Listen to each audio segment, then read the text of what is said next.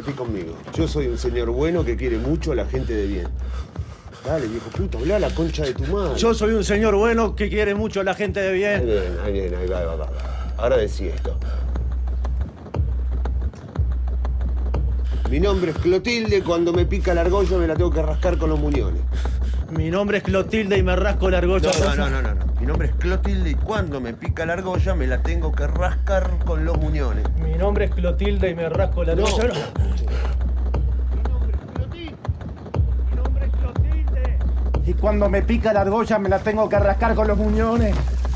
Me gustaste, viejo puto, ¿eh? Bien. ¡Oh!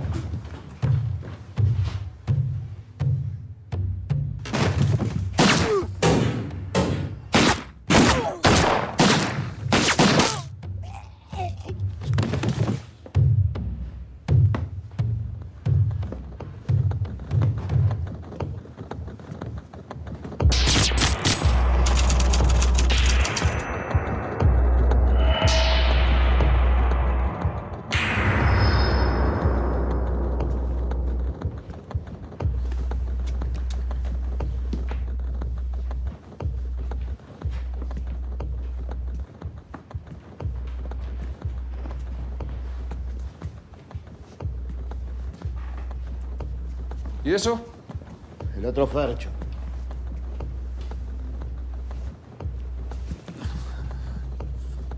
¿Para qué me lo traes? Para que no se escape. No, pero déjalo ir, por favor. Está todo bien. ¿Cómo lo voy a dejar ir? Ya sabe todo. ¿Y entonces? ¿Cómo entonces? ¿Entonces qué?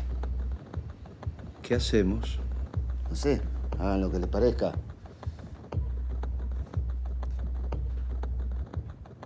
Mátalo, pelotudo. ¿Yo?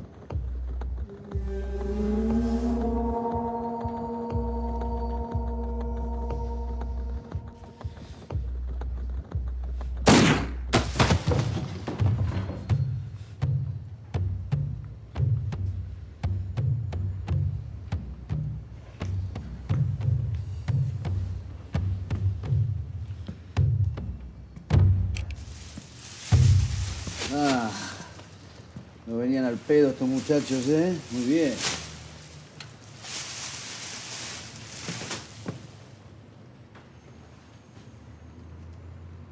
Buen hombre, el de la barra.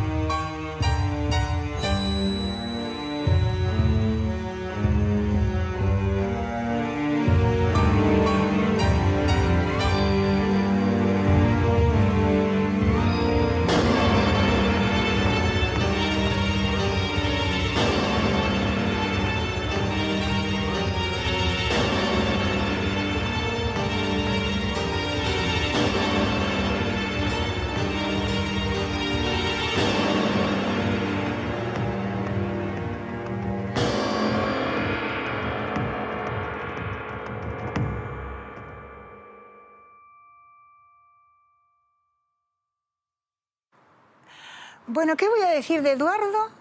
Si en realidad cuando hablo de Eduardo se me cae la baba. Yo he conocido con él lo que es la felicidad absoluta. Tenía el trabajo que me gustaba, el hombre que me acompañaba, el amante, la persona que me tranquilizaba, la persona que todo lo solucionaba, que siempre encontraba respuestas, siempre encontraba ánimo. A él no le gustaban mucho los niños porque le gustaba la atención hacia él por mi parte. Y a mí tampoco me interesaba mucho porque me gustaba viajar. Éramos espíritus inquietos, espíritus libres. Y un niño son 24 horas. Y él era un niño grande en ese sentido, entonces no quería compartir. Pues ¿para qué íbamos a traer niños al mundo con este mundo tan conflictivo? Nos conocimos en el viaje a Libia. Yo estaba de guardia planchando tranquilamente y me dijeron que tenía un viaje a Libia. Entonces ahí sacamos fotos, de hecho él sacó muchas fotos de la reunión con el Gaddafi. El 31 de enero del 74 estábamos en Libia, esperando a que nos atendiera el Gaddafi. Esta es la pitillera que regaló el gobierno de Libia al grupo, a la delegación argentina, que iban a comprar petróleo, por supuesto, que es bonita. Mi meta es volar. En mi meta no había hombres, no había matrimonio. De ninguna manera. ¿Por qué? Porque yo era un alma libre. No me gustaba la gente con barba, con lo cual no hubiera salido nunca. Pero me invitó a tomar un café otro día.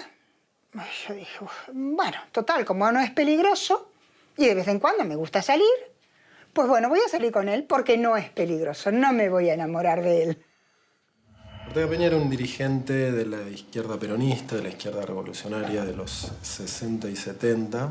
Silvio Frondizi, miembro de una familia importante en la historia política argentina, fue un pensador de izquierda, de mucha capacidad, de mucha profundidad. Mi hermano militaba en un grupo no armado, hecho que provocaba duras polémicas entre nosotros, porque él decía, ustedes son aventureros, etcétera, etcétera. Yo decía, ustedes son pacifistas. Bueno, esas discusiones que se daban en esa época. Él era delegado en una fábrica, en Miluz, junto con Jorge Fischer. Después de la masacre de Ezeiza, me hice marxista y entré al Partido Socialista de los Trabajadores. Y yo militaba en un partido de izquierda que se llama Vanguardia Comunista, que era un partido que venía del antiguo Partido Socialista y después Partido Socialista Argentino de Vanguardia, que en ese momento tenía una orientación, para ponértelo en términos que se entiendan, pro-chino, digamos, no éramos pro-soviéticos, pero no era una organización armada, ni mucho menos, estábamos más en la cuestión sindical, universitaria, barrial. Fui secretario general del Comando en Jefe del Ejército. Yo era la mano derecha del general Carcaño y me ocupaba de todo aquello que no tuviera relación con la instrucción de la tropa. Yo esta gente la conocía desde el Ministerio de Bienestar Social, donde yo trabajaba como, digamos, en forma honoraria y en calidad de asistente social. Yo militaba en el Movimiento de Liberación Nacional Tupamaros. Rompan todo. ¿Qué es lo que están haciendo ustedes referente a la AAA, mijo? Estamos haciendo un documental y nos acordábamos que usted recibió una amenaza al respecto de parte de esa organización, ¿no? Sí, Armando, yo y otros actores, Piner, Monzón también. Fui secretario de la rama computación de ATE a nivel nacional. Hoy toca romper todo. En las paredes de Mar del Plata se pintaba Ojo Bolches, la CNU vigila,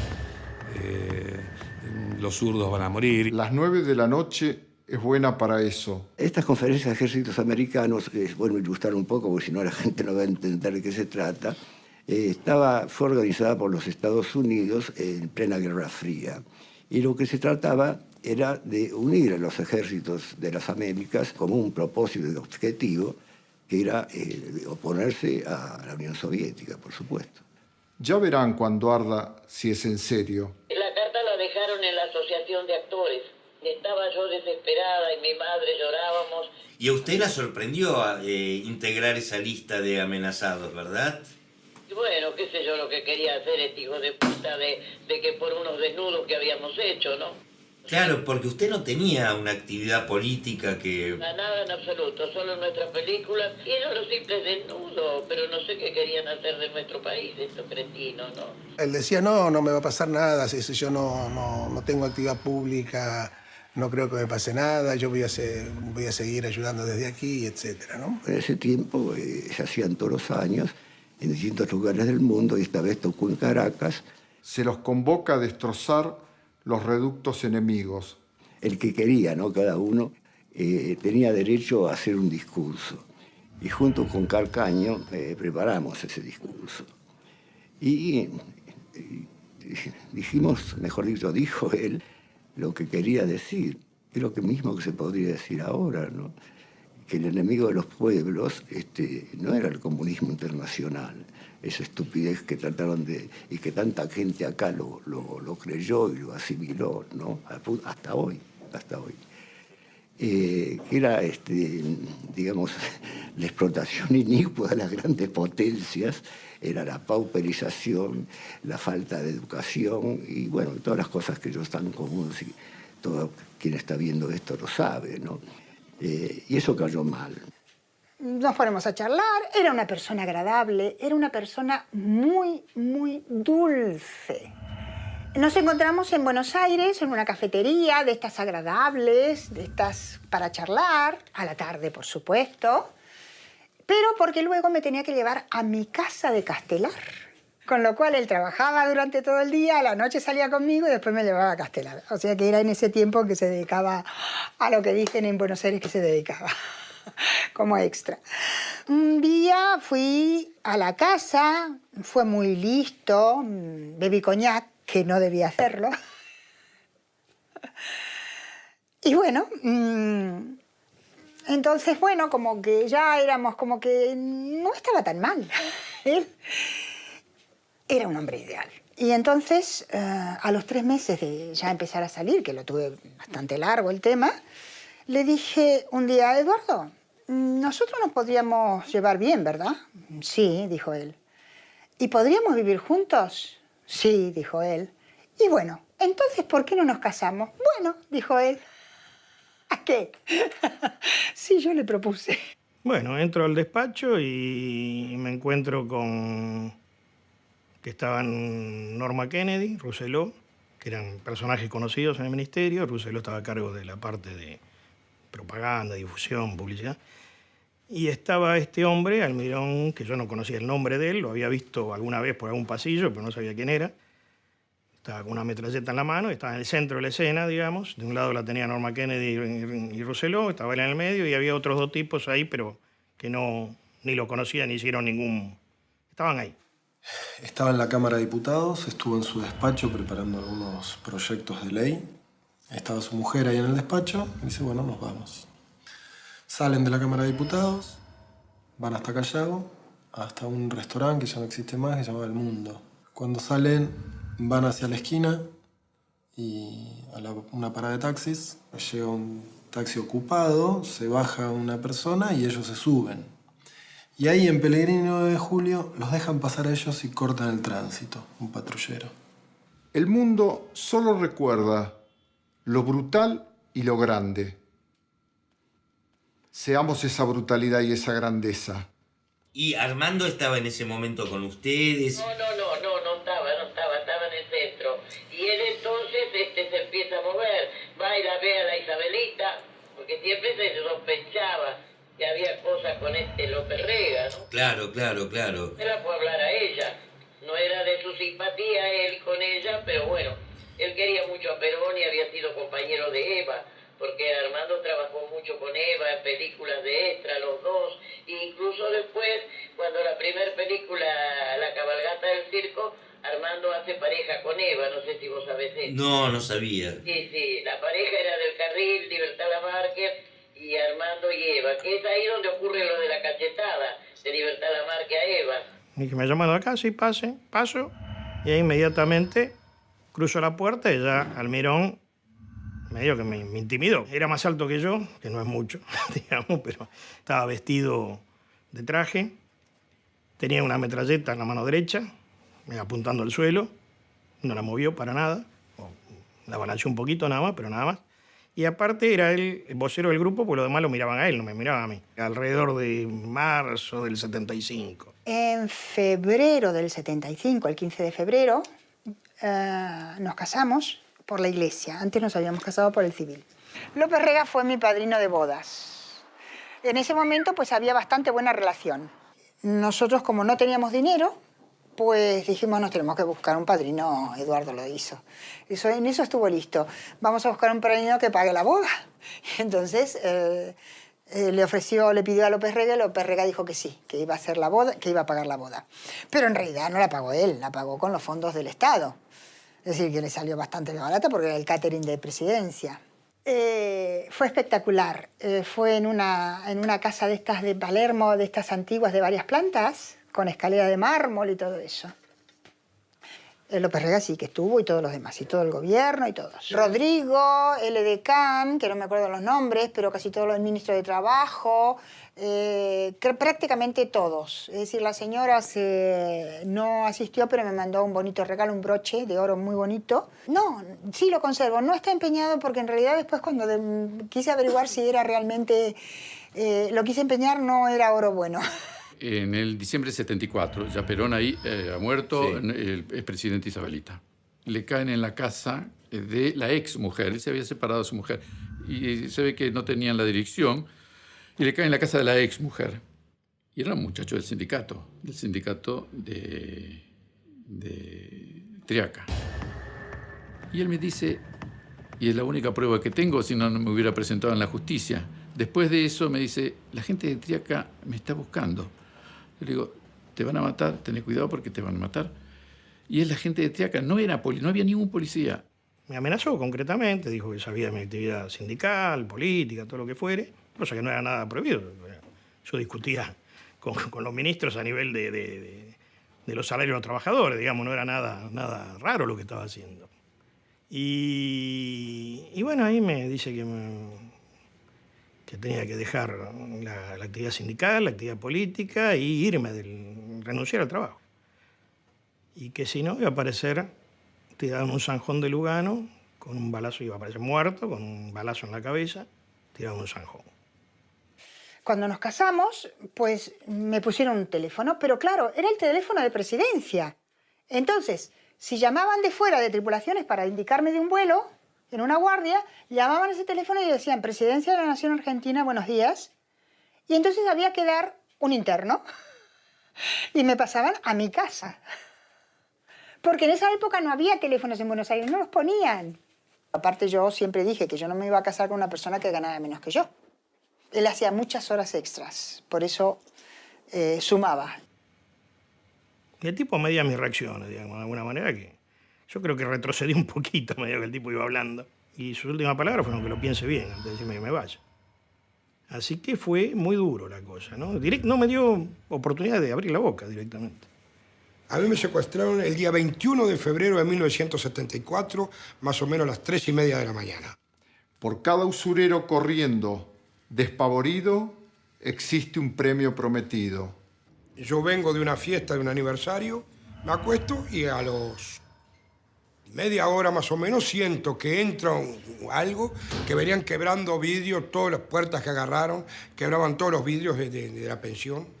¿Y es dónde está el uruguayo? ¿Dónde está el Tupamaro? Cuando quise emprender una fuga, se me tiró encima del mirón y me encañonó. Y revisaron toda la habitación, esas cosas, y bueno, encontraron algunas cosas, algunos documentos ahí que yo tenía que, bueno, está.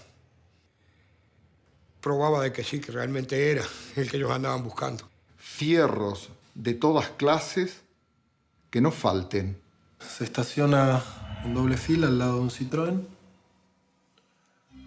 Se baja Elena Villagra, se baja Ortega y cuando le está pagando empiezan los tiros. Comete el error de él y Jorge Fischer de ir a la fábrica a despedirse de sus compañeros de trabajo, ya no iba a ir más. Y claro, la patronal, ¿qué hace? Inmediatamente llama al sindicato y le dice, acá están Bufano y Fischer. Y llegan dos automóviles con gente armada. Ellos los ven para tratar de que se vayan, llaman a la policía. Llega un patrullero, bajan, conversan con estos y el patrullero se va. Y se quedan los muchachos. Y al cruzar la Plaza San Martín, frente a mí paran 3 automóviles, de los cuales bajan entre 12 y 14 individuos, a los cuales reconozco unos cuantos, como miembros de la CNU y de la AAA. Oscar Corres, Vigliso, Juan Carlos Gómez, Ulúa, es decir, los mismos que habían estado implicados en la muerte de Silvia Filler, por eso los conocía. Llegaron en pleno día, a la mañana, con un Falcon o con 2 coches, 2 o 3 coches. Entraron 6 o 7 personas armadas con fusiles y no había forma de oponerle resistencia. Yo vivía en mi casa, no sabía dónde iban, por razones de seguridad. Yo no sabía si ese día iban a repartir juguetes o si iban a un hospital, o me avisaba que viajaba, el día que viajaba me avisaba, hoy me voy a La Rioja. Punto, ya está. ¿Cuándo vuelves? Pasado mañana. Vale, ya está. ¿No te intrigaba saber que... No, tenía mucho que hacer como para que me intrigara. ¿Leías los diarios en esa época? Sí, no, siempre sí. No había nada que te inquietara en el momento que se estaba viviendo. No. Porque, digamos, era un momento muy álgido que vos decías que igual vos lo veías todos los días. Claro. Pero durante el laburo vos no sabías qué hacía. Digo, en ningún momento empezaste a pensar un poco Sí, porque yo lo llamaba por teléfono y me decían, vamos a comer fuera o estamos aquí, o sí, controlaba dónde estaba. ¿Por qué? Porque sabía que si iba a llegar tarde, vamos a una cena de gala, vamos a tal lado, vamos a la embajada tal, o vamos a... siempre me contaba dónde iba, por razones también de seguridad, de que yo supiera y que estuviera tranquila. El yerno, Luis Mendiburo, trata de defenderlo y lo matan allí mismo en la escalera.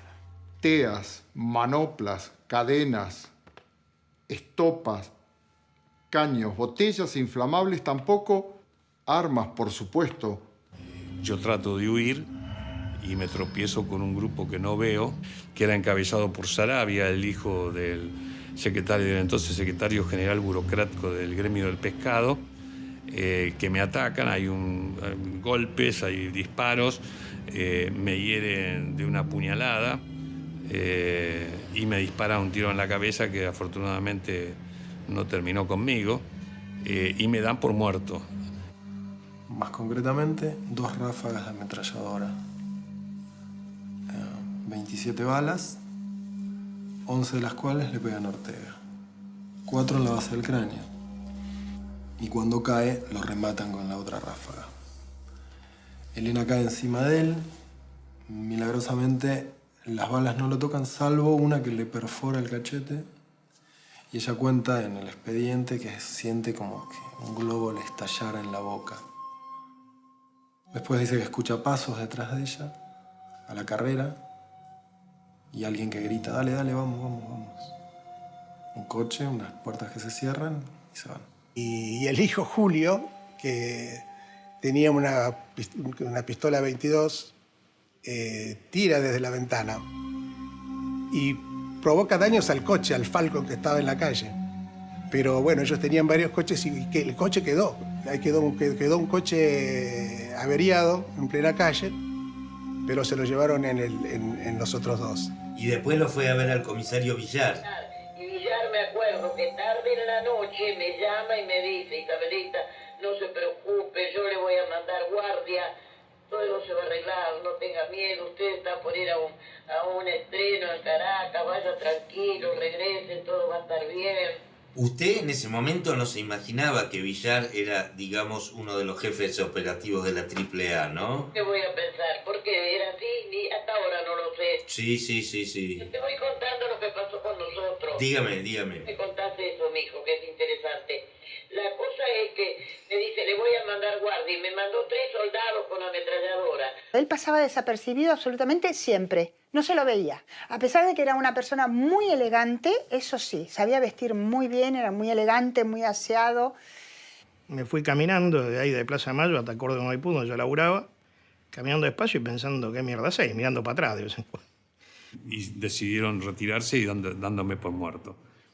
No estaba muerto, pero me levanté a los pocos segundos y tuve que recoger mis tripas que estaban salidas de mi estómago por efecto de la puñalada, y tuve que recoger mi oreja que estaba cortada por la mitad para que no perderla. Mi pensamiento era no perder ninguna parte de mi cuerpo.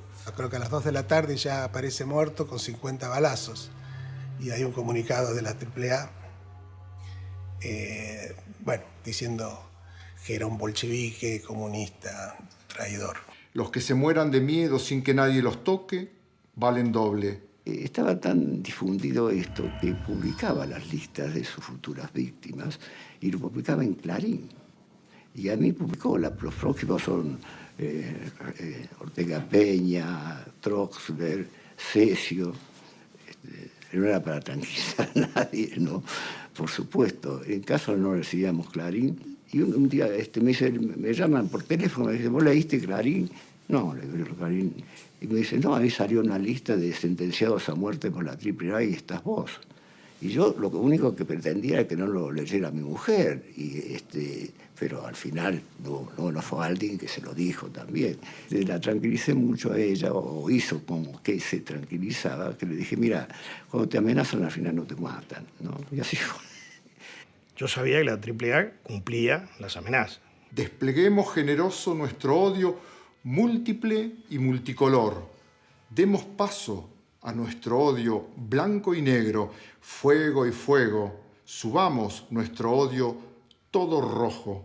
Lo que después está verificado, porque hubo un juicio, ¿no? Se pudo procesar a Juan Ramón Morales. O sea, Juan Ramón Morales fue la persona que intervino directamente en el secuestro. Pero las operaciones de la AAA eran terribles. Eran con armamento pesado, con muchos coches, por supuesto con zona liberada.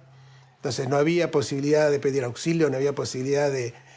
Y bueno, que fue lo que pasó en la casa de Silvio Frondizi, ¿no? Las mismas personas que los veía entrando y saliendo y que, digamos, estaban en el ministerio, que era Almirón, Morales, Margaride, Villar, Iñiguez, resulta que me secuestran.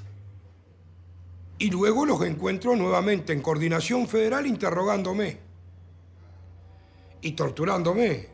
Y cuando terminé de ahí me fui a una armería que había en Plaza 11, yo la había visto alguna vez. Así que me compré un Colt 32 largo y 2 cajas de bala y me fui a mi casa. Y bueno, no tuve que usarla, por suerte.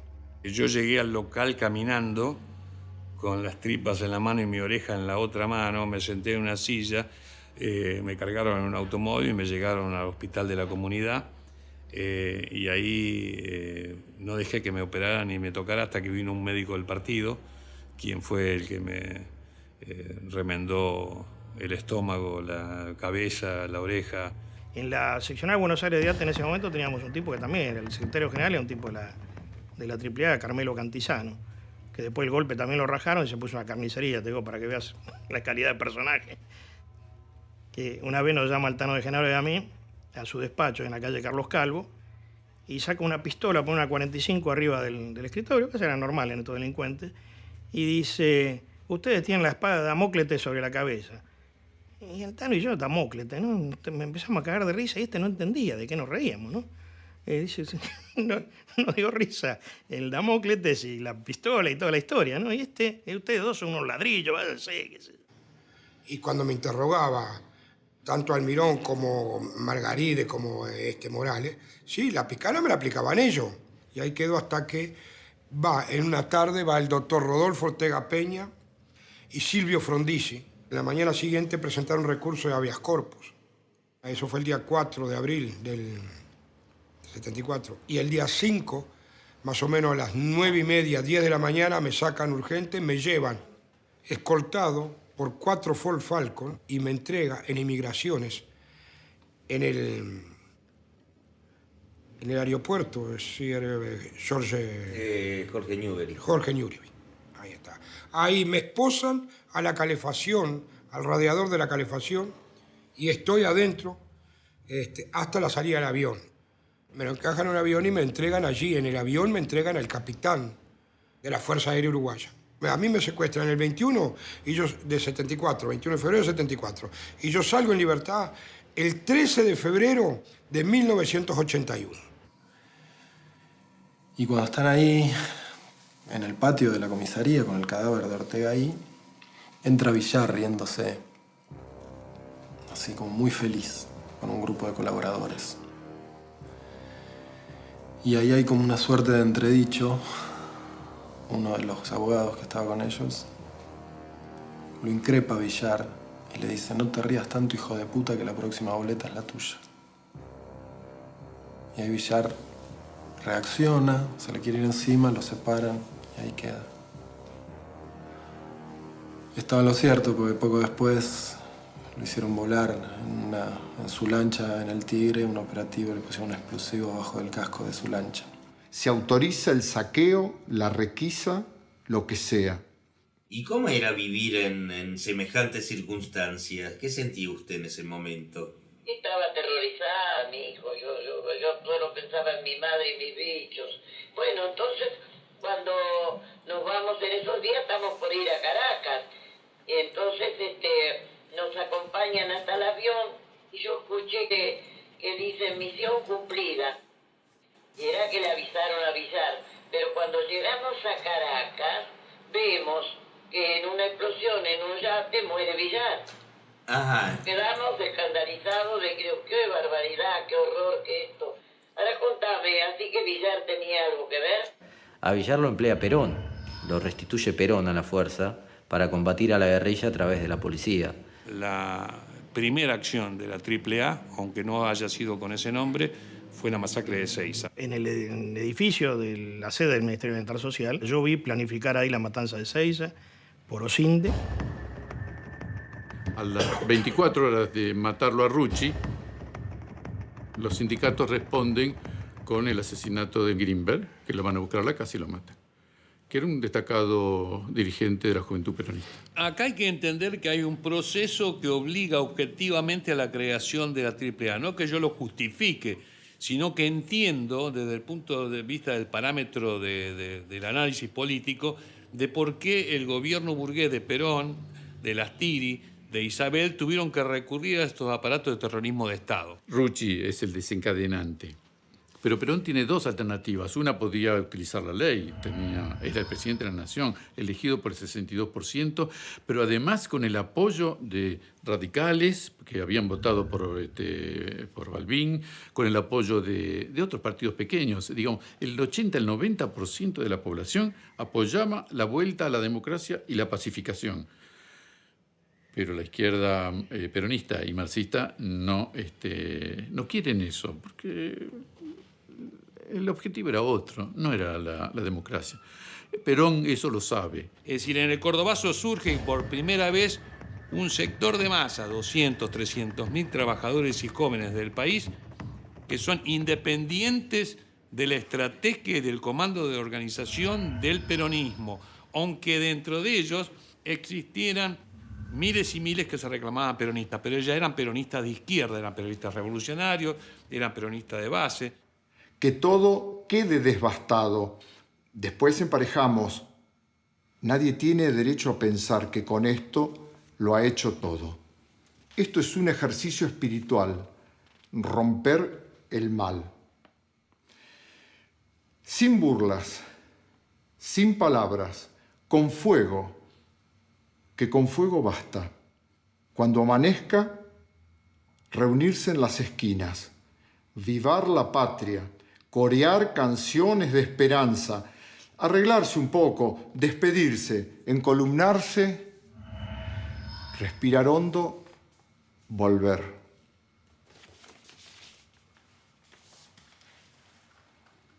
Corte.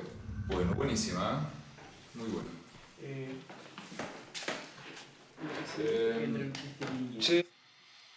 Al menos tres. El que dispara, uno que estaba haciendo de contención detrás y el chofer.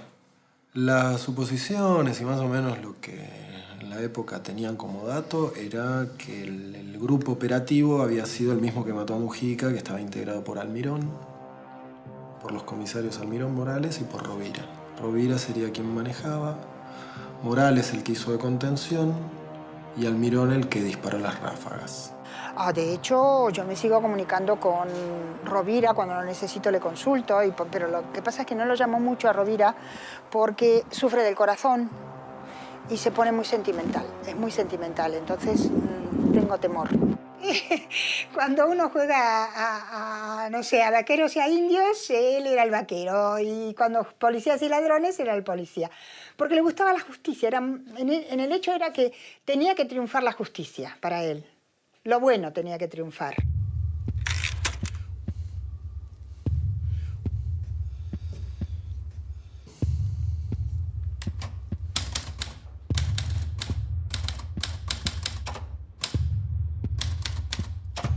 Llamada anónima, ¿le pongo? Anónima femenina. ¿Por?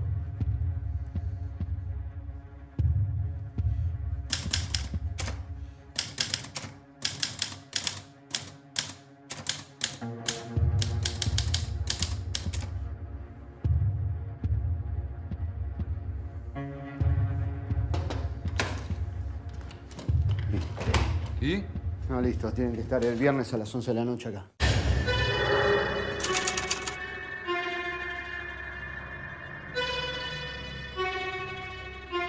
Juan Ramón Morales tiene un primer trabajo en la Policía Federal que va a asignar todo lo que va a ser su futuro, tanto profesional en la Policía Federal como en la AAA. El convertirse en custodio de Juan Domingo Perón y de Evita Perón. Ahí va a conocer a dos personas clave. Por un lado, el entonces cabo José López Rega, y por el otro a otro oficial que era Alberto Villar. López Rega luego va a ser la cabeza detrás de la AAA y Alberto Villar va a ser el jefe de la Policía Federal en los tiempos en los que existía la AAA. Morales era un hombre muy recto, muy justo, muy ecuánime, es decir, sabía lo que tenía que hacer en cada momento. Creo que realmente Eduardo aprendió mucho de Morales. El verlo personalmente a Morales te daba ese sentido de seguridad también y de persona honesta. Alto, delgado, elegante.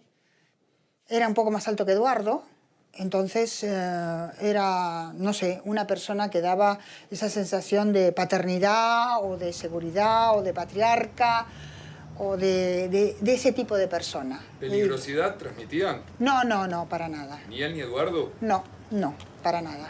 No eran agresivos en absoluto. Jamás hicieron alarde de armas, no, jamás. Aunque a Eduardo le gustaba muchísimo, pero el hobby que ponía, que las limpiaba, las desmontaba, las volvía a montar como un niño hace un mecano. Almirón era un oficial también muy joven que tenía un origen muy parecido al de Morales. Era un chico llegado del interior, su padre era un albañil paraguayo, su madre ama de casa, tuvo más de 5 hermanos, una hermana melliza. Va a llegar a la capital, va a empezar a trabajar desde los 18 años como policía y va a tener una carrera bastante complicada por sus faltas disciplinarias hasta que en el 62 Morales lo pone bajo su ala. Morales era el superior de Eduardo, por lo tanto, Eduardo le tenía un gran respeto, pero un gran respeto, él siempre ha respetado a las personas que se ganaban el respeto. Sí, de Morales sí que era amigo. Morales murió un poco por todo lo que sacaron los periódicos, que había sido corrupto, que no sé qué, era un hombre muy recto en la policía. A Eduardo, por ejemplo, no lo querían mucho en la policía porque no era corrupto. Él se enfrentaba a los jefes cuando consideraba oportuno. Y era bastante rebelde en eso porque las cosas se tenían que hacer según el reglamento y como correspondía. Es decir, para eso estaban las normas. Morales era viudo y, bueno, Eduardo se acordaba mucho de la mujer de Morales, se acordaban de antiguas épocas, de lo bien que lo habían pasado. Cuando Eduardo tuvieron ese problema, él estuvo instalado en la casa de Morales, pasó bastante tiempo instalado en la casa de Morales. Quizás a lo mejor por eso la relación que decían que tenían con la hija de Morales, pero que no era así. La familia de Morales era muy afectuosa. Entonces, cuando te dan cariño en un lugar, pues estás con ellos y no juzgas. Eduardo no juzgaba a nadie, intuía cosas y si no le gustaba se alejaba. Pero no hay que juzgar a las personas. Almirón aparece como un hombre muy tranquilo, que sabía manejar las situaciones violentas con una cierta tranquilidad hasta cierto punto donde explotaba. Y una vez que su furia se desataba, reparaba poco en las consecuencias de lo que hacía. Está repujado en estaño y cobre la esfera y aquí tiene una decoración muy estilo inglés. Como esta madera la cortó él e hizo una bandeja con que es una imitación de los biombos chinos. Puso mis iniciales en pan de oro. Es un arquero, como a él le gustaba el arco y las flechas, que me dedicó. En realidad es una arquera, una amazonas. Morales, en la sección Vigilancia, Robos y Hurtos, lo que hace es armarse una brigada a su gusto. Esta brigada va a consistir de Rodolfo Almirón, Aldo Daumas, que era su chofer en la comisaría 48 en Villa Lugano, y se va a nutrir de un hombre clave que ya estaba en Robos y Hurtos desde hace unos años, que es Edwin Duncan Farquharson, más conocido como el Inglés. Le gustaba mucho estudiar, leer, sobre todo estudiar y preparar temas de seguridad. Ese era el hobby que él tenía. Sí, disfrutaba del trabajo, era un trabajo que le gustaba, eso de controlar, de ver. Él echaba una mirada o miraba para cualquier lado y sabía todo lo que pasaba alrededor. Él lo llevaba muy preparado todo. No dejaba nada al azar. Desde Robos y Hurtos, Morales lo que va a empezar a hacer es armar una brigada compuesta también por delincuentes comunes para meterse de lleno en un negocio que estaba muy de moda en la época y que le va a dar muchos dividendos económicos, que va a ser el de mexicanear. Los delincuentes con los cuales Robos y Hurtos articulaba pactos societarios tenía zonas liberadas para mexicanear a contrabandistas. Un contrabandista o un ladrón común le roba a un contrabandista su contrabando. Esta modalidad de delito tiene una gran ventaja para quien lo comete, que es que la víctima nunca puede denunciarlo porque la actividad que él está realizando ya de por sí es ilegal. Por un lado, las robaban, después los mexicaneados eran detenidos por la policía y les tenían que pagar un canon para salir. O sea, eran doblemente perjudicados. Morales tiene un buchón de lujo desde sus tiempos de su comisario en la comisaría 48 de Villa Lugano, que es Adolfo Máximo Ocampo, más conocido como Campito.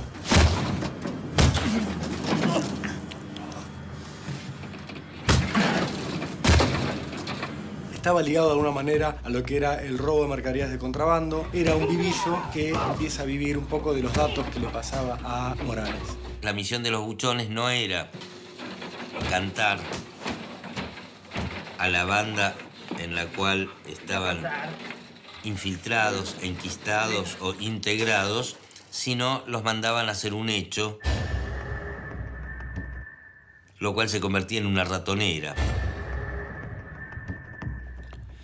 En un lapso de 3 meses, la sección Robos y Hurtos habrá amasillado a 60, 70 pistoleros sin sufrir bajas. Eran todas evidentemente ratoneras. Cuando Morales llega a Robos y Hurtos, tiene la necesidad de empezar a controlar la calle con personal propio que no fuera policial para poder usarlo en aquellos trabajos ilegales que no pudiera justificar legalmente por medio de un expediente. Así que le encomienda a Ocampo que armara una brigada de civiles. Se cree que es un conocido de Ocampo, Agustín Caviglia, viejo contrabandista, que le recomienda el nombre a Ocampo y a Morales de un asaltante, un pistolero que era muy conocido en la zona de Ciudadela por su sangre fría y sobre todo por su arrojo y por su disposición para hacer prácticamente cualquier cosa.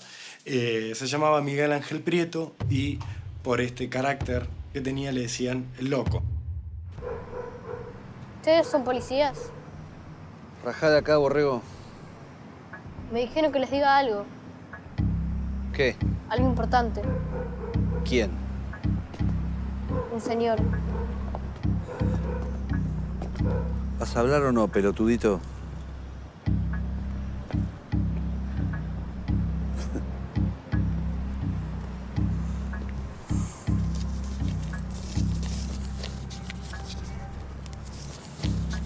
Dice el loco que lo busquen en esa esquina, no, en la segunda. El loco Prieto era un tipo bastante sangriento y bastante repudiado por sus pares, fundamentalmente por sus vinculaciones con la policía. Era un tipo que podía hacer un gran asalto o robar la venta de televisores de Unida Brix y Directorio. Otro dato interesante de Prieto, que justamente desarma la idea que uno puede hacerse de un pesado de Lampa, es que son las crónicas de las 2 detenciones que él tiene, ¿no? Lo que dicen las crónicas es que Prieto no opone resistencia, que es más, que es un cobarde, o sea, que pide, implora por su vida. Era un delator, él mandó en cana a un montón de gente, el loco Prieto. Hay distintas versiones sobre la forma en que llegan a conocerse. Juan Ramón Morales y el loco Prieto se conocieron a través de Adolfo Ocampo, ¿no? Fue el nexo, el que los presentó y el que les organizó la primera cita, que fue en Ciudadela, donde vivía Prieto.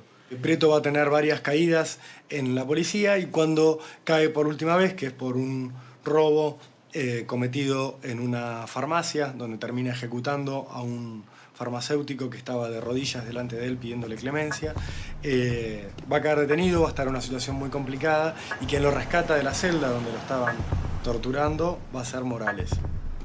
Cuando llega Morales al lugar de la cita se encuentra con un chico que le dice que tiene que ir un poco más adelante, que Prieto lo está esperando.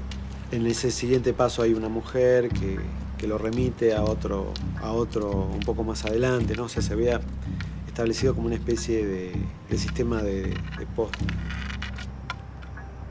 Vengan conmigo.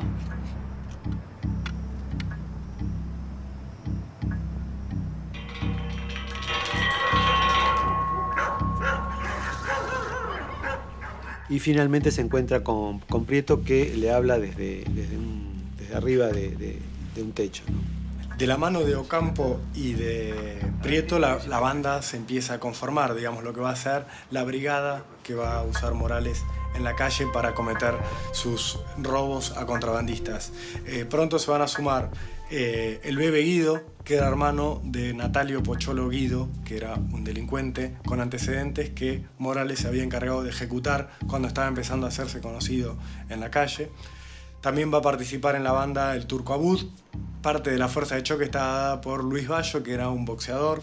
Y también se va a acercar a Agustín Caviglia, más conocido como el Paisano. La banda de Morales y Almirón, que comandaba el Loco Prieto en las calles, se dedicaba básicamente a lo que hoy llamaríamos piratería del asfalto, pero no contra camiones que transportaban mercaderías legales, sino contra camiones manejados por contrabandistas. Para el momento en que Morales y Almirón empiezan a trabajar en la calle con delincuentes comunes, Almirón no había cumplido todavía 30 años. Morales claramente era el jefe de la brigada y era el que daba toda la organización. Almirón sí era el que se encargaba en la calle de manejar a sus hombres y de controlarlos. No aparece Almirón como un organizador, sí como un ejecutor. Mira, el Loco Prieto era una persona que era confidente de la policía y no tenía más relación que como un confidente. Es decir, nunca vas a confiar en una persona traidora. Punto. Porque entonces eres imbécil. No eran amigos. El Loco Prieto es algo que se están... está el grupo de argentinos en el exterior que ya te agregan de todo. Es decir, lo único que falta es que Eduardo, no sé, comía gato. Cualquier cosa pueden decir, ya me da igual. Eduardo no tenía buena relación con los delincuentes, pero sí sabía tratarlos. Lo respetaba muchísimo. Eduardo era de las personas en que le decía a alguien que había cometido delitos: te quiero ver el miércoles a las 6 de la tarde en la comisaría. Y esa persona estaba. Con lo que lograban era el mayor número de detenciones a causa de eso. Quizás era también la envidia de todos los cuerpos de policía, porque a ellos sí le respondían los informantes. Le tenían un respeto y miedo también, sí. ¿Por qué? Porque si los cogían, los metían adentro para siempre. Es decir, que sabían un montón de cosas. Entonces conseguían entrar en bandas realmente terroríficas de esa época. La decadencia de esta banda se empieza a dar por distintos motivos. Uno es el problema de Almirón por el crimen del Marín. Un muchacho de 21 años, un teniente norteamericano que estaba en una boate en la Argentina, creo que agregado a la embajada de Estados Unidos acá en la Argentina. Fue una pelea por una mujer, y más específicamente que fue una provocación al Marín. No había una premeditación de ir a matar a... Yo creo que ellos mismos se sorprendieron de a quién habían matado realmente. Estando borracho por una pelea, por una mujer, lo ejecuta y sale corriendo y deja olvidada incluso su arma reglamentaria. No mide ningún tipo de consecuencias una vez que estalló en un ataque de violencia. Todos los testimonios indican que fue Almirón el ejecutor, pero paga otro policía, se llama Salvia, que con una pena menor, y el tema queda un poco guardado en la historia. Eduardo, que era muy chulito, y toda su gente pues iba a Revians, que era una discoteca de moda. Y Eduardo, eso sí que lo he visto, Eduardo era de empezar una pelea e irse, a ver cómo se peleaban. Y eso lo hacía. Y eso fue lo que pasó ahí. Lo que pasa es que ahí hubo disparos y murió alguien de la embajada de Estados Unidos. Y le echaron la culpa a Eduardo. Lo que pasa es que sí apareció el que lo había hecho, fue a la cárcel, pero dijeron que siempre había sido Eduardo. No, Eduardo, yo lo he visto hacer eso, que empezar a picar a la gente porque se divertía muchísimo y era un observador. Pero él, de entrar a pelear o pegar a alguien, jamás. A él le decían el pibe porque siempre aparentó tener muchísima menos edad. Cuando tenía que llevar armas largas iba con un violín. Cuando eran esas bandas muy peligrosas de aquella época, esos restos que había de mafiosos o cosas así. Pero eso era cuando eran esas bandas que iban a disparar ellos primero, la banda. Es decir, que a lo mejor en esos atracos en que infraganti, robando algo, robando almacenes o robando ese tipo de cosas, o intimidando a la gente, es decir, salvando a la gente, Pero para eso necesitas informantes, alguien que te informe. Pero no estaban en connivencia ni muchísimo menos, porque si no hubieran tenido dinero, hubieran seguido con la misma trayectoria. Y ni Morales ni Almirón nunca han tenido dinero. Si no, yo hubiera estado en otra situación ahora. Ellos tenían un vínculo comercial muy importante con lo que era la brigada de San Justo, en la provincia de Buenos Aires. Esta relación se va a romper a principios del año 64 por cuestiones estrictamente comerciales. Morales y Almirón dejan afuera de distintos golpes a lo que eran los jefes de la brigada de San Justo, un oficial llamado Ughetti y otro oficial llamado Félix Sarkis, y empiezan a declararse una guerra entre ellos. Después hay otro punto de fricción que está dado por la misma protección que le daba Morales a Ocampo y Prieto en relación a que ellos cometían sus delitos en jurisdicción de la bonaerense o de San Justo específicamente, y eran intocables. Había uno de los hombres de la banda de Morales y Almirón, que era Luis Bayo, el boxeador, que trabajaba también de botón para Ughetti y su gente en la brigada de San Justo. Este hombre Bayo va a ser el que le va a decir a los oficiales de la bonaerense que los policías de la Federal los estaban pasando con distintos negocios. Morales, al enterarse de esto por un reproche de sus colegas de la bonaerense, va a ordenar la ejecución de Bayo. Bayo era un exboxeador que se había volcado al delito, quien apareció con la cara destrozada a golpes, con 2 tiros en la cabeza y las patas cortadas. Le habían cortado los pies y el cuerpo estaba carbonizado. A Luis Bayo lo encuentran abandonado en un descampado junto al río, con la mayor parte de sus miembros seccionados. Lo habían prendido fuego, le habían disparado después de muerto y habían tirado sus manos y sus pies en diferentes lugares. La autopsia de Bayo lo que permite determinar es que quienes lo mataron fueron varias personas al mismo tiempo. Pretendieron dejar con la forma de la ejecución un mensaje. Este mensaje puede ser leído por un lado como que todos los que hagan lo mismo que Bayo van a correr la misma suerte, y por el otro que Bayo no fue asesinado por una sola persona, sino que fueron todos. El mensaje lo mandan todos. No mata uno, matamos todos. Es de alguna manera el inicio en la práctica de lo que después en la AAA va a ser el todos matan, matan todos.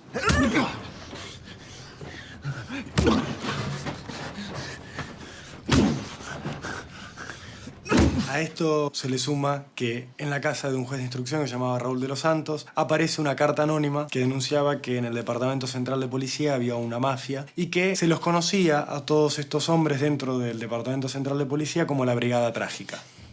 Diablo, soy boleta. Soy boleta.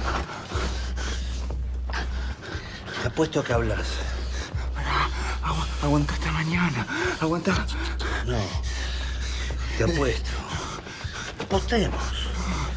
Tu pija. Pelotudo. Te estás escapando.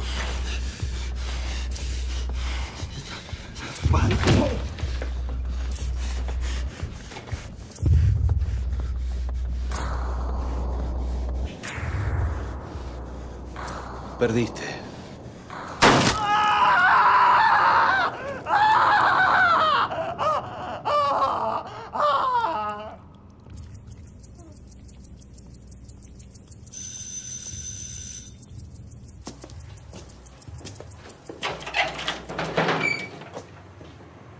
¿Está vivo? Creo que sí.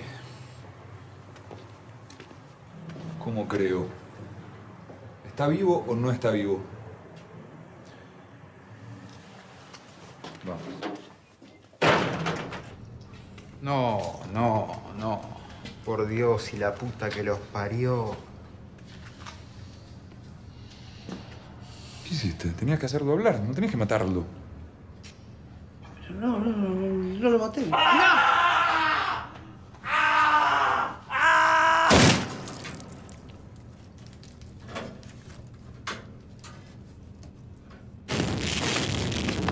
¿Qué haces? ¿Estás loco? Era de la bonaerense.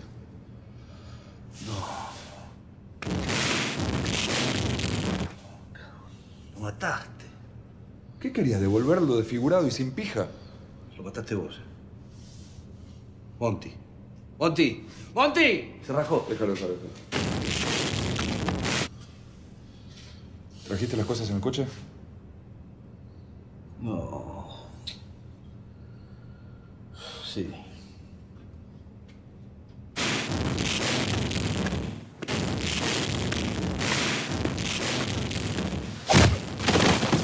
Me tenés que llevar preso, pedazo de pelotudo, la concha de tu madre. La puta que te parió.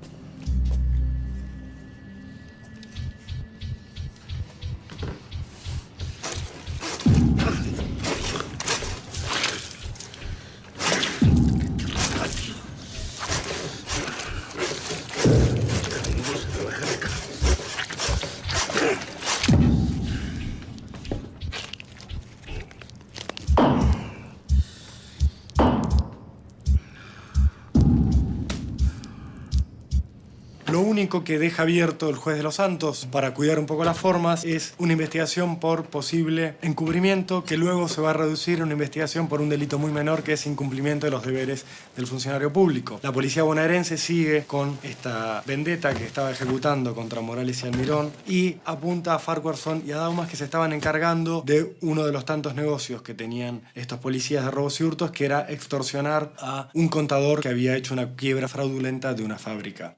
La vida, yo soy católica, la vida es sagrada. ¿Cuánto vale la vida de una persona? La muerte de Cristo. Para mí una persona vale muchísimo, pero muchísimo. Oye, durmiendo, soñando, hablando, en que en 30 años yo me tendría que haber... Y además yo aprendí mucho también las técnicas de interrogatorio que tenía él. Era perfecto, para interrogar era perfecto. Él siempre tiene la teoría que los interrogatorios, porque yo se lo pregunté, ¿y ustedes aplicaban la picana? Y dice, ¿para qué? Si aplicas la picana, no te va a decir la verdad. Y tú lo que quieres es la verdad. La verdad se consigue solo charlando. Por eso él tenía tanto diálogo. Después, el siguiente fue Agustín Caviglia. Apareció muerto en el cementerio de San Martín de un balazo y oficialmente se habló de un suicidio. Ante esto, digamos, solo queda como cabo suelto Adolfo Campo. Ocampo apareció en un auto con un disparo en la nuca, había un poco de cocaína en el auto, un diario del día, bueno, elementos que quedaron. Prieto se va a encargar de ejecutarlo adentro de un auto y luego él mismo se va a convertir en el último eslabón suelto de toda esta serie de delitos que venían encadenando los policías. Todos estos asesinatos empezaron a cargarse en la cuenta de Prieto. Así que Prieto va a arreglar la forma de entregarse ante la policía bonaerense, donde cree él va a estar a salvo. Bueno, es otra de estas detenciones así que llaman la atención en el sentido de que Prieto no ofrece resistencia, es casi que se arroja a los brazos de la policía, digamos. Una de las especulaciones es esta que Prieto se entrega un poco para protegerse de esa espiral de violencia, pero bueno, fue meterse en la boca del lobo en realidad.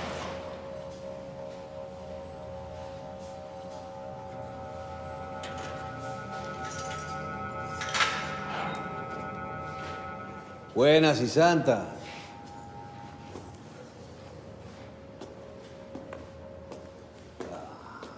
¿Qué haces, Robo? Estoy enterito. Me daba miedo que algún muchacho se zarpe con la Menezunda, ¿eh? No. Son buena gente. Gente de trabajo. Sacate. No, está bien. Tengo un poco de frío acá. ¿Y vos? ¿Cómo andás? ¿Y el mister?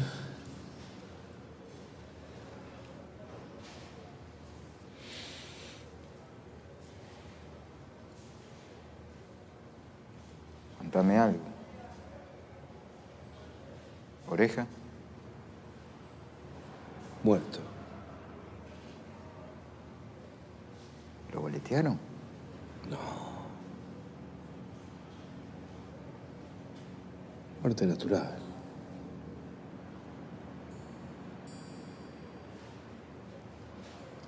¿El goma?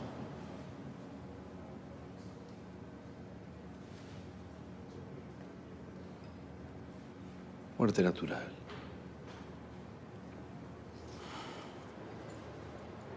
Cazurro. Colmenares. El gordo. Pará, loco. Me estás asustando. ¿Qué querés?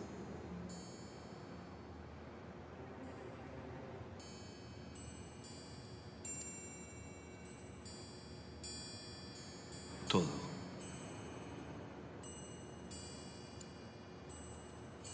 ¿Todo qué? El depósito completo y toda la guita. ¿Estás loco? ¿La concha de tu madre? ¿La concha de tu madre qué, hijo de puta? ¡Ay! Escuchame una cosa, escuchame bien. Estabas el pícaro. Sos un cagón. Dependés de mí. Te podés morir en cualquier momento, ¿eh? Sí. Y te entregaste como un pelotudo para que nosotros no te agarremos. Escúchame bien.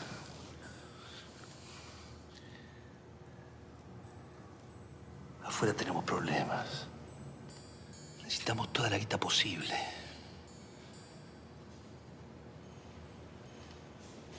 Acá no te defiende nadie. Podés gritar 10 días seguidos.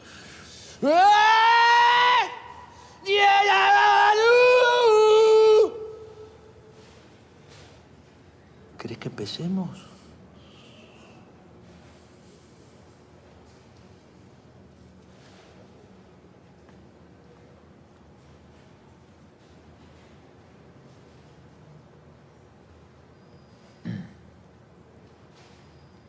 En lo de mi vieja.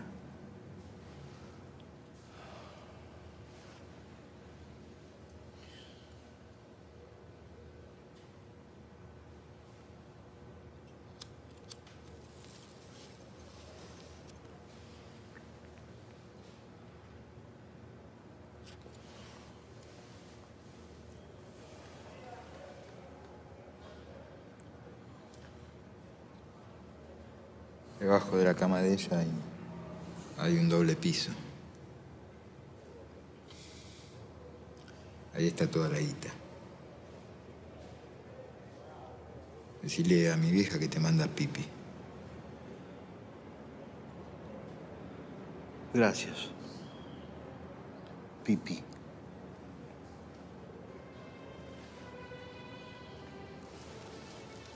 Robocop, por favor, hermanito. Por favor, te lo pido. ¡Ey, Robocop! Por el amor de Dios, hermanito. ¡Ey! Así que Prieto va a ser trasladado a distintas cárceles, va a terminar en Devoto, va a estar preso con cierta tranquilidad durante 2 meses, siempre amagando con que va a decir todo lo que sabe. Es detenido en septiembre y muere en enero del 65. El 21 de enero él estaba en un calabozo aislado y se supone que se prende fuego, ¿no? Con querosén se prende fuego. Y el juez que tenía eso fue el juez Quiroga, que fue un juez que después murió creo que no sé si lo mató el ERP, porque creo que integraba el Camarón, lo que se llamaba el Camarón, ese fuero que juzgaba a los integrantes de las organizaciones armadas, ¿no? Él suscribe un poco la versión de suicidio. Y bueno, todo esto para decir que era un juez que tenía buena relación con la policía, ¿no? Cabe la pregunta de si, teniendo en cuenta los antecedentes inmediatos, las cartas de Prieto, sus declaraciones, era verosímil que se suicidara, ¿no? Yo creería que no, pero bueno. Lo más curioso para este momento es que el abogado que le van a poner a último momento a Prieto cuando él ya está moribundo, agonizando después de haber sido prendido a fuego, es Isidoro Ventura Mayoral, quien supo ser, antes de este hecho, el abogado personal de Juan Domingo Perón, lo va a ser durante el resto de su vida, y quien paradójicamente va a ser el abogado que represente a Morales y Almirón en la causa judicial donde se los investiga por el presunto incumplimiento de sus deberes al tener relaciones con delincuentes comunes. ¡No, no!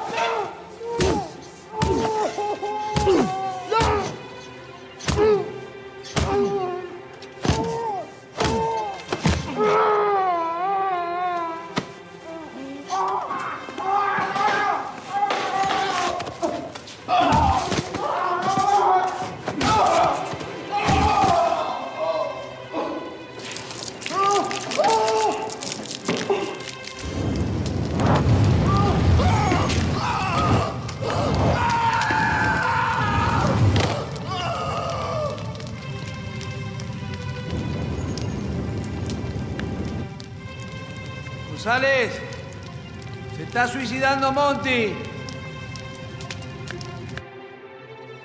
Muerto Prieto, Morales y Almirón van a tener las cosas bastante fáciles para lograr estirar esta causa que les habían abierto por incumplimiento de los deberes del funcionario hasta el punto en el cual ya la prensa no se ocupara más del tema y pasara a un segundo plano. La Policía Federal va a sacar a Morales y Almirón de la división robos y hurtos, los va a poner en lo que se llama disponibilidad preventiva. Nunca van a recibir una sanción desde la justicia. Esto les va a posibilitar seguir vegetando en la policía hasta comienzos de los 70, cuando se van a ver obligados a pedir la baja. Es decir, la Policía Federal va a mostrar su voluntad de que no vuelvan al servicio activo, pero no les va a dar una baja deshonrosa, es decir, la Policía Federal no expulsa a Morales y Almirón de su fila, sino que los invita a que pidan el retiro voluntario. Es lo que van a hacer ellos y van a empezar a trabajar desde el día siguiente en agencias de seguridad privada. Ellos, por esta causa que les habían abierto, van a estar detenidos en el Departamento Central de Policía durante el lapso de 1 hora. De acuerdo a sus legajos, Morales y Almirón entran en calidad de detenidos en la alcaidía del Departamento Central de Policía a las 12:30 y a la 1:30 son liberados en, digamos, libertad condicional, que obviamente nunca se va a convertir en una nueva orden de detención. Decreto número 562, Buenos Aires, 18 de febrero de 1974. El presidente de la Nación Argentina decreta, artículo 1, promuévese en la Policía Federal a partir de la fecha de promulgación del presente decreto a comisario inspector al comisario Juan Ramón Morales y a inspector al subinspector Rodolfo Eduardo Almirón. Morales empezó a trabajar en la seguridad de la señora de Perón y contó con Eduardo para la seguridad del Ministerio de Bienestar Social para López Rega. Entró como seguridad del ministerio, no exactamente de López Rega. Si López Rega observa cómo es el peronismo, que todo el mundo tiene una banda, ¿no? Los sindicatos, los grupos nacionalistas o peronistas. Entonces él necesita ir armando también su propia banda, porque sabe que la política en ese momento es un poco a ver quién puede golpear primero en términos violentos. El total de asesinatos comprobados, registrados y listados de la AAA son 1.500. Y más de 3.000 voladuras de locales de partidos políticos y más de 3.000 atentados de otra índole. López Rega se encolumna detrás de una idea de ese momento, que es la del Partido Justicialista, es de defender los principios históricos, o lo que ellos consideran que son los principios históricos del justicialismo, frente a esta avanzada de los que buscaban un peronismo ligado al socialismo nacional. Entonces, en el medio de ese enfrentamiento, las oficinas del Ministerio de Bienestar Social estaban disponibles para la militancia política, para aquellos que tuvieran algo que aportar. La AAA no era una organización con una cúspide, con cuadros medios y cuadros operativos. Era un grupo de gente que salía a cazar zurdos. Al zurdo, elemento del mal, renovado objetivo de la bala de mi juicio, agente del desquicio, zurdo, mi dedo te señala. La estructura AAA como estructura no tenía un mando orgánico con un jefe y distintos... Sí, se dividían zonas, sí tenían el mismo enemigo, sí tenían apoyo estatal, había participantes de la fuerza de seguridad, había delincuentes, etc. Pero cada grupo tenía libertad operativa dentro de su propia área de responsabilidad. Por eso la CNU se destacaba en el seno universitario y especialmente en las ciudades de La Plata y Mar del Plata y Bahía Blanca. La Juventud Sindical Peronista era la que llevaba a cabo, junto con la Policía Federal, las actividades contra los activistas sindicales de Gran Buenos Aires, Córdoba y Tucumán. Es decir, había una división de tareas, no era una estructura orgánica de arriba hacia abajo, sino que era una coordinadora patrocinada por el Estado. Juro que cuando tenga un hijo le explicaré por qué mi verbo, el verbo de un patricio, a vos y a tu ralea les maldijo. Como decía Raimundo Gleiser o sus alumnos tomando la carta de Rodolfo Bosch, las 3A fueron las 3 armas, en el sentido de que había una participación activa de la cúpula del ejército y de la CIDE, ¿no?, en la orientación estratégica de la AAA. Cuando Montenegro saca la consigna, las 3A son las 3 armas, Sí. nosotros decimos, están tratando de disfrazar una realidad. No eran las 3 armas. Efectivamente había policías, había militares, lumpenes, retirados, la gente de Ocinde, todo lo que habían estado en el palco de Seiza, pero no era la policía como institución, ni eran las Fuerzas Armadas como la institución las que estaban matando gente.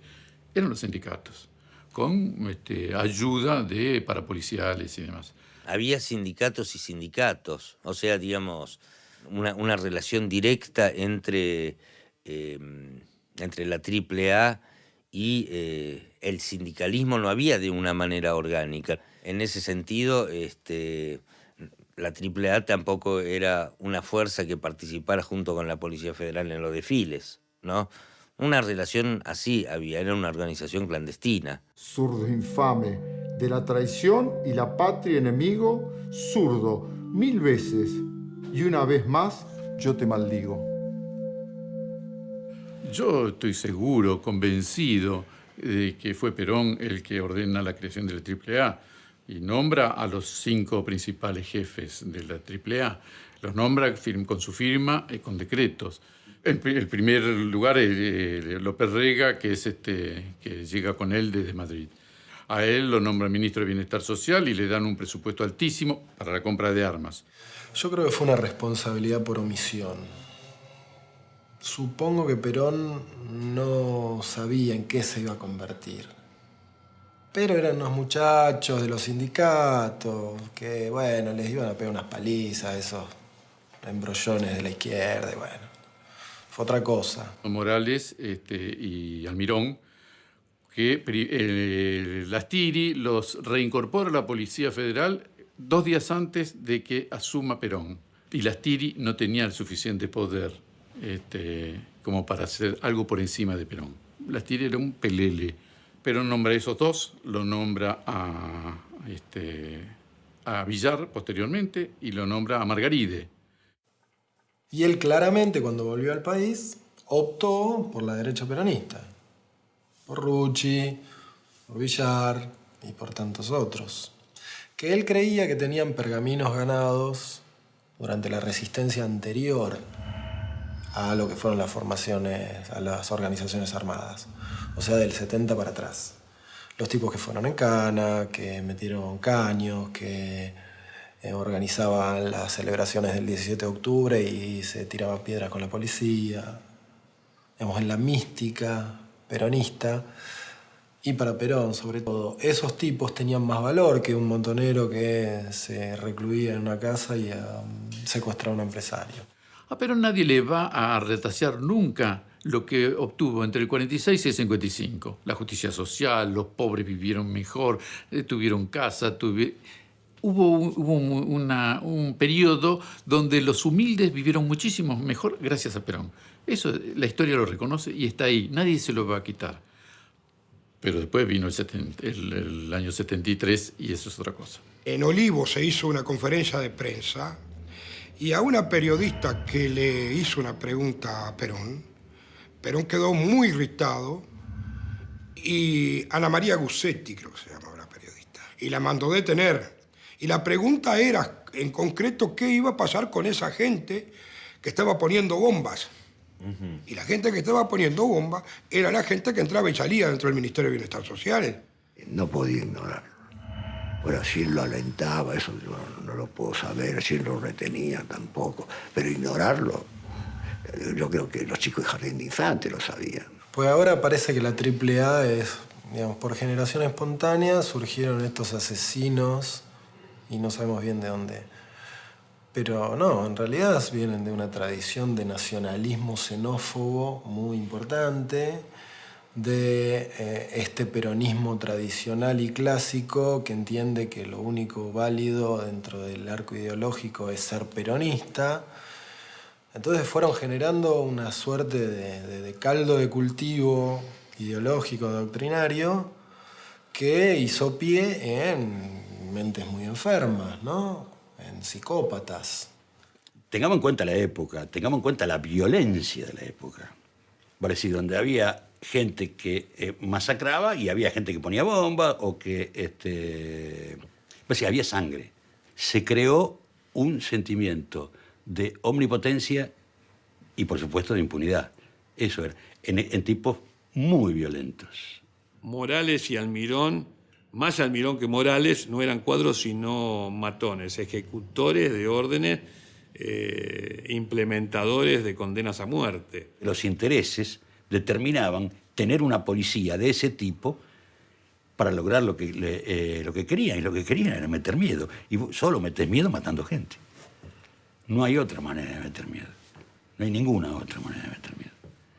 Aún una federal represora no tenía las libertades ni la amplitud de maniobra que tuvo la AAA, digamos. La federal sí podía meter picana y podía pegarle un par de piñas a alguno, pero no más de eso. No podía coser a balazos a un tipo y dejarlo en un descampado o incendiarlo o cortarlo en tiras.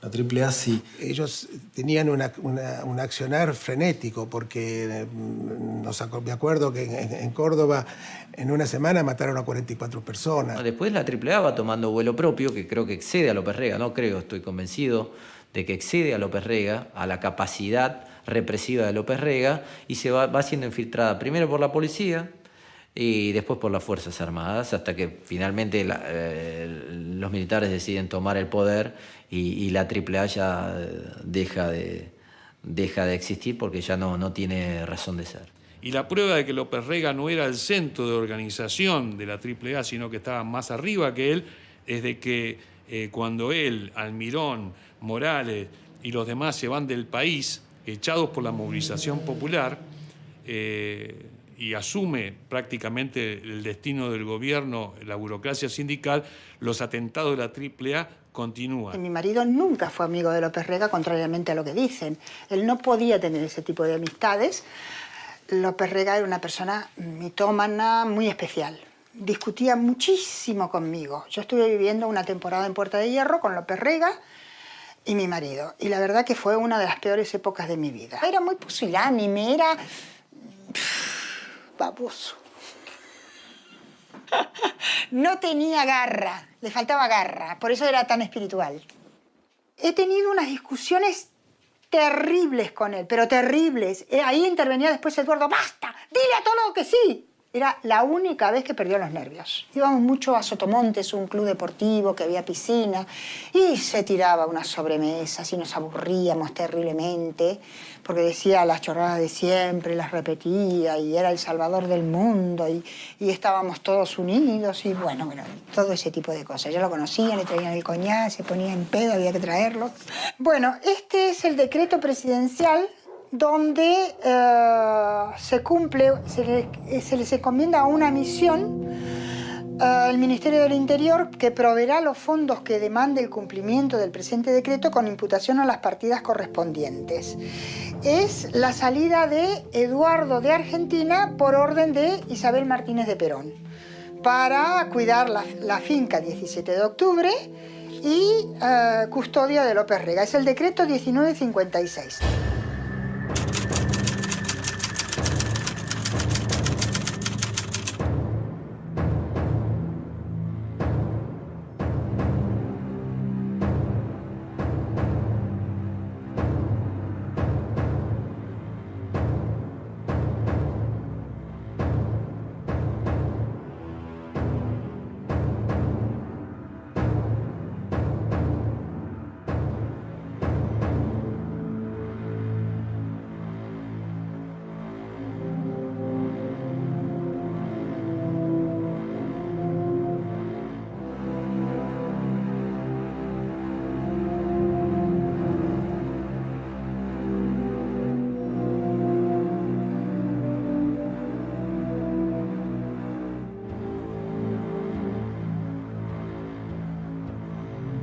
Él se quedó tranquilo, dice, no tienen nada, no tienen pruebas. Esto se va a aclarar. Él estaba tranquilo. Fraga, todo lo que necesites y no sé qué, puedes contar conmigo, es mentira cochina. Y se borró olímpicamente porque podía estropear su carrera política. No. Fraga ha dejado en el camino muchísimos cadáveres de amigos. Se abrieron y se fueron abriendo, él llamaba para saludar. Bueno, él siempre ha llamado. Y con la que siempre tuvo para Navidad una comunicación directa era con la esposa de Fraga. La esposa de Fraga lo quería muchísimo, Eduardo, porque cuidaba de su marido. También, sí, le ha metido los cuernos a su señora alguna que otra vez y de eso me he enterado porque cuando así lo hacía, como vivía a la vuelta la amiguita, pues Eduardo podía venir a casa. Y a mí me encantaba que viniera a casa Eduardo. Y le prometió que le iba a conseguir trabajo, el Oro del Moro, que se quedaba un poco callado, pero se quedó sin trabajo. Estuvo trabajando en un bar con unos amigos de López Rega, que fue fatal, y después ya se puso a trabajar con un carpintero. Luego termina en el restaurante siendo el cajero en un trabajo administrativo en el restaurante. 65 años se jubila.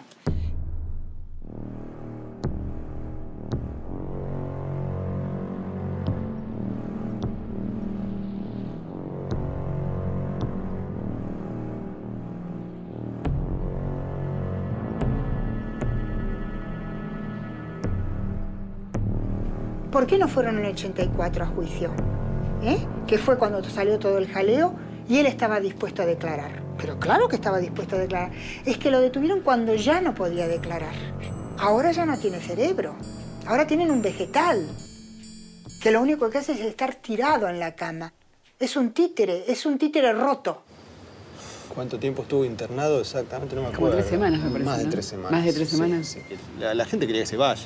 El mensaje era cualquiera que entraba al SAR decía, otra vez este tipo acá no lo queremos ver más, que se lo lleven.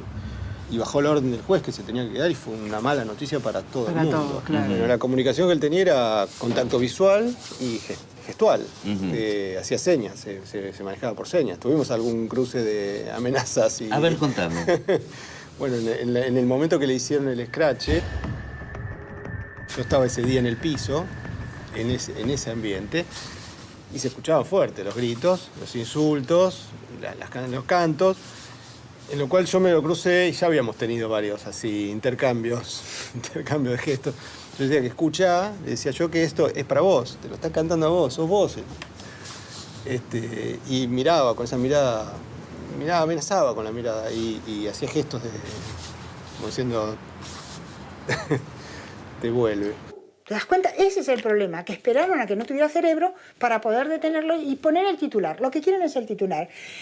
El jefe de la AAA murió en la cárcel. Punto, no hay más. Si os fijáis, en este caso, en este momento, la señora de Perón queda absolutamente libre y en su casa. Pero sí, ella era la que sabía todo. Ella puede hablar todavía, por eso no la tocan. Hay cosas que son intocables y ella sí podía haber aclarado muchísimas cosas, porque ella sí firmaba decretos, ella sí hablaba con López Rega, pero mi marido no tenía acceso a todas esas conversaciones, solo las que hablaban en el coche. Pero en la parte interior nunca, él no estaba en las oficinas, él estaba en las puertas, él estaba siempre en la puerta. Yo lo veía, si yo iba al ministerio lo veía en la puerta. ¿Vos decís que la rutina de trabajo de él, que era estar parado en la puerta, estar velando por la seguridad? No solo eso, tenía también la parte administrativa. A lo mejor hacía recorridos antes, buscaba nuevos recorridos para cambiar los recorridos. Todo eso lo hacía en el tiempo libre. Es decir, cuando dejaba a López Rega, a lo mejor en la mañana hacía nuevos recorridos, buscaba calles, buscaba posibles lugares de posibles atentados. Y a medida que fue pasando el tiempo y se fue haciendo más independiente y para moverse, y seguía internado cuando ya muchos pacientes entraban y salían, y él iba conociendo pacientes nuevos. Tenía un paciente en la cama inmediata del cual había hecho un vínculo. Ah. Hasta ese momento la gente no le hablaba. Él estaba en una sala o en una sala habitación general donde hay 4 camas. Donde hay 4 donde camas. comparte una cama al lado y un tabique y otras 2 camas. Y vos me decís que él había entablado una especie de relación personal sí, con otro paciente nuevo que sin saber quién era, tenía un cierto vínculo. Se prestaban alguna cosa, compartirían el desayuno diario. A lo cual a una compañera le pasó esto. Le pidió por favor que no le confiese o que no le cuente al otro paciente quién era él. ¿Y cómo, el otro paciente no lo sabía. Dado que no hablaba, cómo se hacía entender? Gestos. ¿Y cómo le pidió que no le dijera? Que no le diga, gestos. O escribía algún papelito, sí. Pero generalmente era gestual.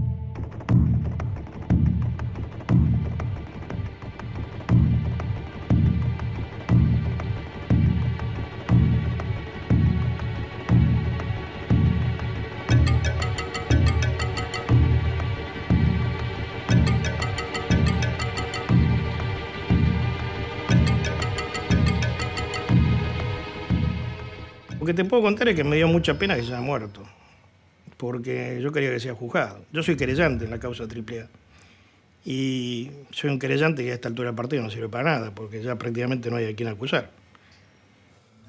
Cuando llegamos a la causa AAA, que estaba en manos del doctor Ollarvide, nos sorprendió tremendamente. Íbamos dispuestos a relevar y hacer fotocopias de 50 cuerpos. Y cuando llegamos nos dimos cuenta que eran 2 cuerpos que eran la instrucción sobre 6 casos. Un par de jueces, uno de Mendoza y Ollarvide, pidieron la extradición de Isabel Perón, no solamente la de Almirón. Esto fue interpretado por la burocracia sindical y la extrema derecha del peronismo como un ataque que iba a tener como consecuencia que cayeran muchos otros que son hoy parte del gobierno, de las estructuras del Partido Justicialista en diversas provincias. La única forma que encontraron de defenderse fue decir, no, esto es un ataque contra el viejo Perón.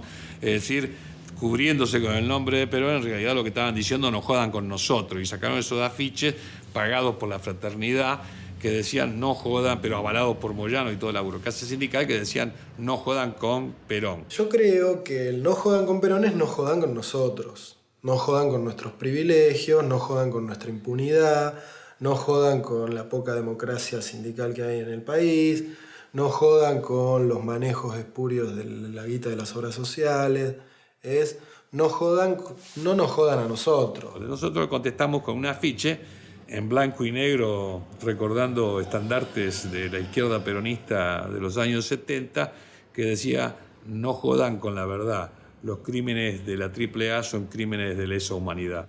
Y si hoy se investigara, porque Ollarvide tiene bien encajonada esa causa, si hoy se investigara, muchos dirigentes importantes del movimiento sindical argentino quedarían involucrados, porque en esa época eran también jóvenes y participaban activamente. A mí que encarcelen a quien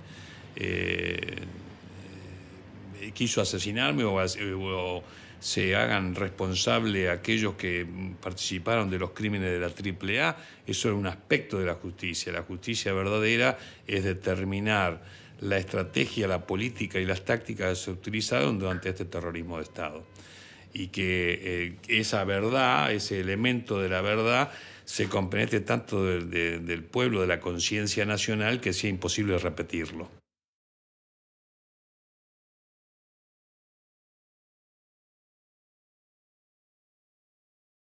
Yo creo que la época en que menos cazó Fraga iba a cazar ciervos, fue cuando estuvo con Eduardo. Porque Eduardo siempre hacía algún ruidito, lo espantaba o movía o lo que sea. Era enemigo de matar hasta una mosca. Era, en ese sentido, matar por matar, jamás tuvo ese gusto. Le gustaban mucho las cacerías, pero para ir a tirar a una diana, a los botes, lo de siempre. El lucimiento nuestro era que yo me ponía un bote en la cabeza y él disparaba. Y también ponía una moneda y una de las veces la puso de canto, porque claro, a la moneda siempre le daba. Y entonces la pusieron de canto y le dio. No insultaba nunca, ¿eh? Jamás le oí decir un taco a él. Es más, cuando yo decía algo, dice, una dama no dice esas palabras. Cuando vine de un vuelo ya tenía un gato, que le llamamos Mostacho, que fue simpatiquísimo y encantador. El gato tomó posesión de Eduardo. Es decir, Eduardo siempre fue subordinado. Los animales, las mascotas siempre necesitan una categoría social. Yo mandaba, venía la mascota y luego venía Eduardo, en la categoría social de mascotas. Y siempre ha sido igual. Era muy bromista en el fondo, eran unas bromas, un humor bastante fino, tipo inglés. Cuando yo estuve en la quinta 17 de octubre, ¿no?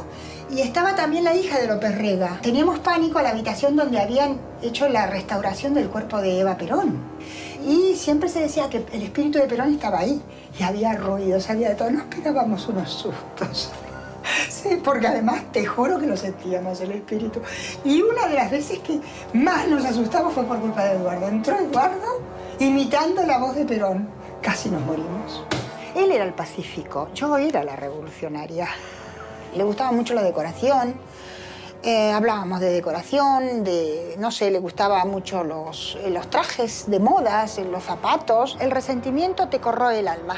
Hacía pequeños muebles, aparte de que me hizo un bungalow, una casa entre todos, tipo como en las películas, los Amish, montamos el armazón y todo lo demás y venían a verlo porque era una casa muy simpática. Estábamos en una meseta, entonces al atardecer siempre nos sentábamos con todos los amigos a ver ponerse el sol por encima de Madrid y veíamos despegar y aterrizar los aviones. ¿Y armaron ustedes la casa, todo? Todo. Como la familia Ingalls. Sí, igual. Y además vivíamos más o menos así, como en la familia Ingalls. El odio destruye, el amor construye. Nosotros hemos vivido la época de los hippies y a nosotros nos ha quedado esa impronta. ¿Y él se consideraba un poco hippie? Ah, sí. A veces se dejaba el pelo largo y entonces yo no lo soportaba que se cortara el pelo. Él cambiaba mucho de su aspecto. Y, por supuesto, se vestía también a veces con ropas exóticas porque él iba a trabajar siempre con traje y corbata, muy pulcro, muy elegante, pero luego en la parte privada, pues, era imposible verlo a veces, porque, claro, eso sí, cuando venían los amigos a casa tenían que avisar antes, por razones éticas. Es decir, éramos impresentables. Cuando empezaron a surgir estas cosas, ¿algún día vos lo sentaste y le preguntaste a él cara a cara si algo de lo que se decía era cierto? Sí, claro. Eso es normal. Y además que teníamos mucha confianza. ¿Cómo fue el diálogo ese, te acordás? Bueno, pero te pueden acusar de algo, te pueden pillar por algo. Es decir, casi que no me había importado si lo hubiera hecho. Yo daba por entendido que podía haber sido. Es decir, cualquiera, en su razonamiento normal, bueno, puede haber sido. Siempre tiene que quedar la duda. De la duda sale la luz. A mí siempre me enseñaron desde muy jovencita en el colegio que yo tenía que dudar de todo. Ser como Santo Tomás de Aquino, no. Dice, a mí, de la AAA, no me pueden acusar de nada. Y de hecho, pero eso lo diré mucho más adelante, cuando él ya no esté en este mundo, lo que sea, sí le podían haber acusado de otras cosas que sí me confesó, pero no de la AAA. O sea que él sí cometió algún que otra metida de pata, pero me lo contó, pero no de la AAA. Entonces, claro, si yo veo que sí que ha cometido algún error, pero no de la AAA, ¿por qué no le tengo que creer? Porque también me podía haber reconocido lo de la AAA. Lo ponemos en una balanza. Y además que en algún momento se le tiene que escapar. ¿Y cómo hubieras reaccionado si hubieras sabido que sí era verdad? No, yo lo hubiera aceptado igual. La verdad, lo hubiera... Y él lo sabía.